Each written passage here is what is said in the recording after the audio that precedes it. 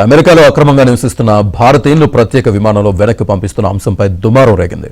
తొలి విడతలో 104 మంది భారతీయులు C-17 విమానంలో నిన్న అమృత్సర్ చేరుకున్నారు. అయితే భారత వలసదారుల చేతులకు సంకెళ్లు, కాళ్లకు గొలుసులు వేసి స్వదేశానికి పంపించినట్టు కొన్ని దృశ్యాలు సామాజిక మాధ్యమాల్లో వైరల్ అయ్యాయి. ఈ వ్యవహారం రాజకీయ వివాదానికి దారితీయడంతో కేంద్ర ప్రభుత్వం స్పందించింది. ఆ ఫోటోలో ఉన్నది భారతీయులు కారని స్పష్టం చేసింది.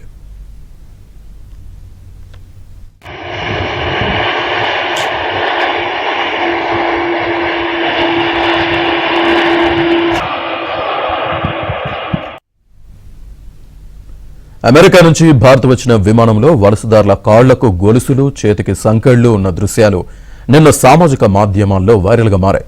దీనిపై కాంగ్రెస్ నేతలు తీవ్రంగా స్పందించారు.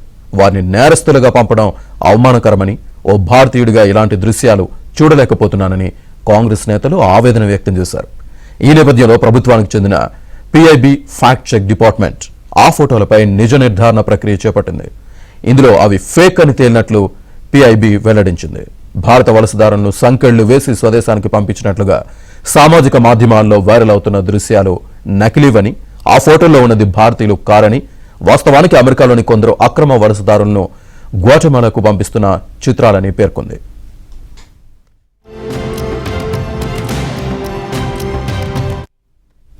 తొలి విడతలో భాగంగా నిన్న అమెరికా నుంచి 104 మంది వలసదారులు స్వదేశానికి చేరుకున్నారు.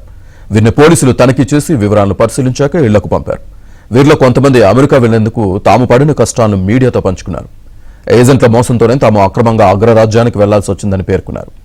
అమెరికా హోంల్యాండ్ అధికారుల లెక్కల ప్రకారం 20,407 మంది భారతీయుల వద్ద సరైన పత్రాలు లేనట్లు గుర్తించిన అధికారులు 17,940 మందిని వెనక్కి పంపేందుకు తుది ఉత్తర్వులు జారీ చేశారు.